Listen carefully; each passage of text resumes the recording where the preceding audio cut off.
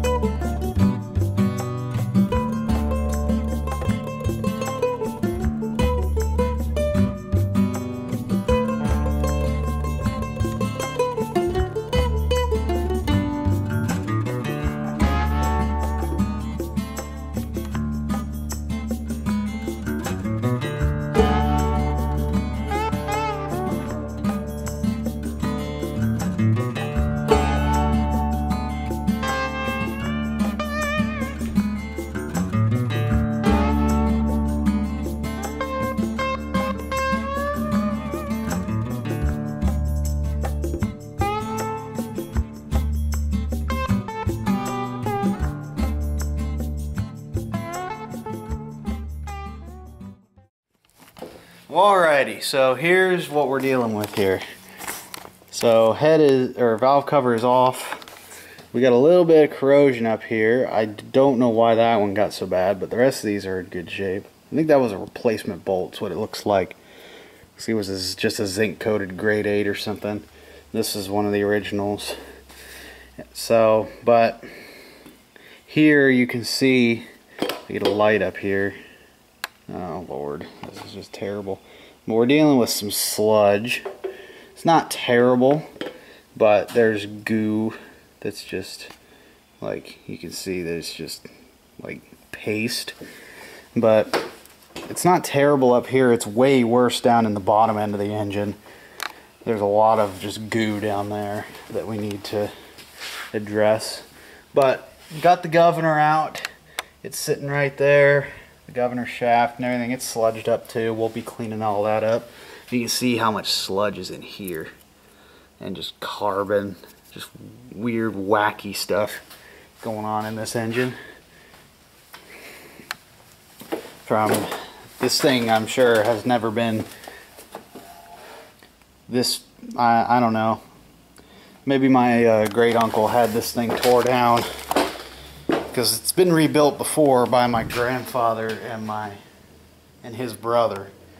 So it was probably apart to this extent before. So I don't know. But either way, it all needs fixed and everything. And you see how rich this thing was running. So here's the plugs in order, 1 through 4. Number 1 is really sooty. Number 1 and 3 have soot. 1 is incredibly sooted up, and then 2 and 4 are actually not terrible. But you know, either way, we're gonna figure it out. Alrighty, that's gonna wrap up day 3 of this project, actually. So yesterday we got the engine out. Didn't really film much of it, but well, I actually did. It's on the other camera. I'll just have to pull the footage. But we pretty much got the engine all laid out here. It's sludged a little bit, but it's not terrible. The bores look okay. Everything under here doesn't look too bad. It's not as bad as I was thinking it was going to be. But the number 2 cylinder doesn't really have the side play that I like, or that the other ones have. So I'm not sure, but yeah, we'll be definitely looking into that. But yeah, we got everything laid out here. Cylinder head looks great except for the exhaust valve. One of the exhaust valve guide seals is junk and is just pouring oil into the number 2 cylinder. So it doesn't really show up on the spark plug though, which is weird. It's not really wet. This is the spark plug that came out of number 2 that had all the oil dumping into it. It looks fine. Looks perfectly good. The piston top didn't explain why this one was so sooty, but I have no idea. Either way, engine is apart. We need a pulley puller, which is what stopped us this evening, because the front pulley, the crank pulley, is pressed on and we don't have a puller for it. So we're going to get that tomorrow. Then we can pull the front cover and get access to the cam and get the lifters out and all the other goodness to see. The cam lobes themselves look great. I don't think any of them were wiped, so I think we can just reuse the cam, reuse the lifters. And new bearings, new rings. So it's looking okay right now. The only thing that might slow us down is, I don't know, the bearing on number 2 may be spun, which wouldn't be officially not good. But if it's not and it's just a little snug, that will be great. But I don't know if it has. If we spun the bearing, then we're gonna have to get the crank turned. We're gonna have to get undersized bearings, all that goodness. So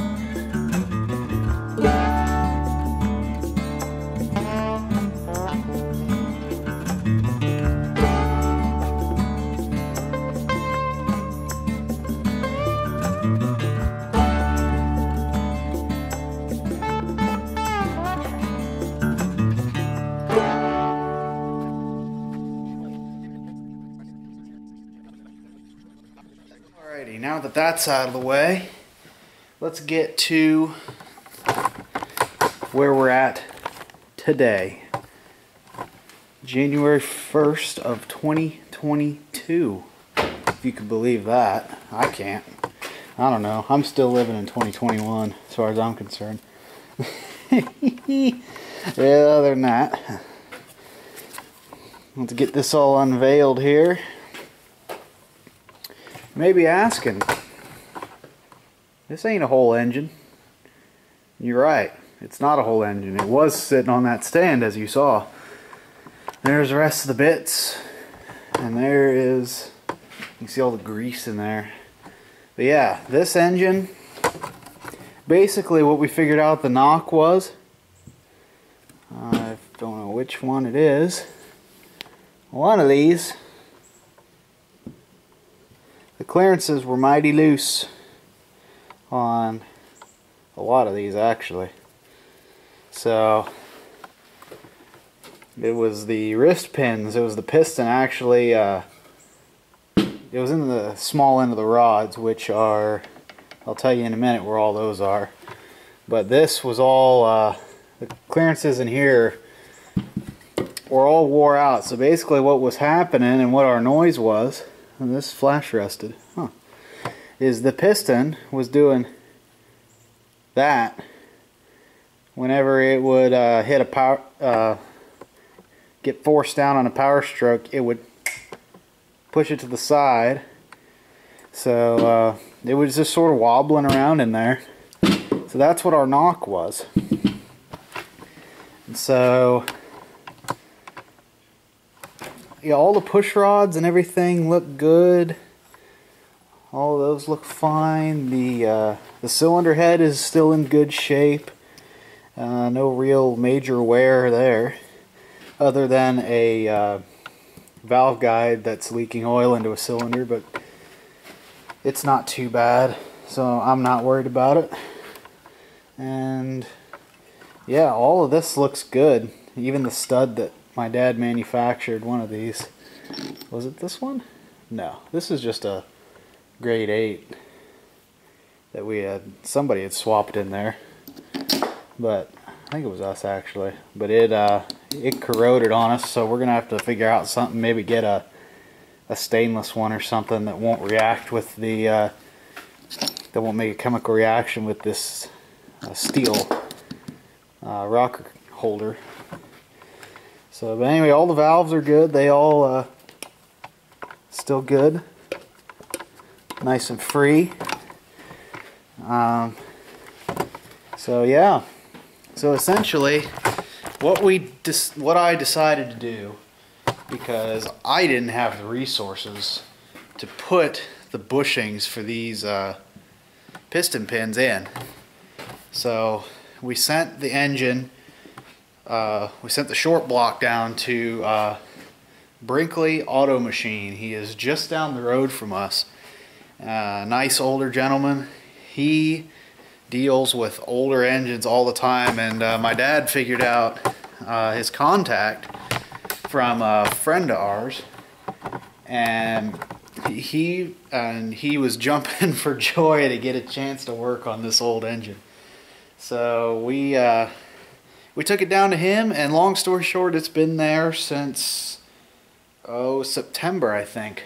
Yeah, it's been there since September, and he's retired, so he's just doing this as sort of a little side hustle. And so we're hoping to have it back in the springtime so we can run this thing in the spring pull at the county fairgrounds. So we're hoping to have it back together by then, but won't be too mad if it's not, because all I know is that this engine is going to be completely fresh. It's getting new sleeves, new pistons, new connecting rods, new rod main bearings. It's going to be a completely fresh engine when all is said and done. So I should have no problem running this thing for however long I need to, running it in the fields, pulling the hay rake, probably running the baler, because the engine I know will be solid enough to run the baler. So anyway, that's probably gonna about do it for this episode, actually, because really not much more to say, because we don't have an engine still. And being January, the spring pulls in April. I think it's in April, might be May, end of April, beginning of May, and I think by that time we should have an engine back, and we should be slapping this thing back together, and should be ready to run. I mean, this thing should run like a top when we're done. So anyway, guys, thanks for watching. Make sure to leave a like, click that subscribe button, and I will catch you in probably another month or so, because still being in college out of state, kind of hard to film down here on the farm. That's why there's been such a lapse in videos over the last couple of years. So anyway, we're going to try to keep the content coming as regularly as I can, and stay tuned. We'll catch you later.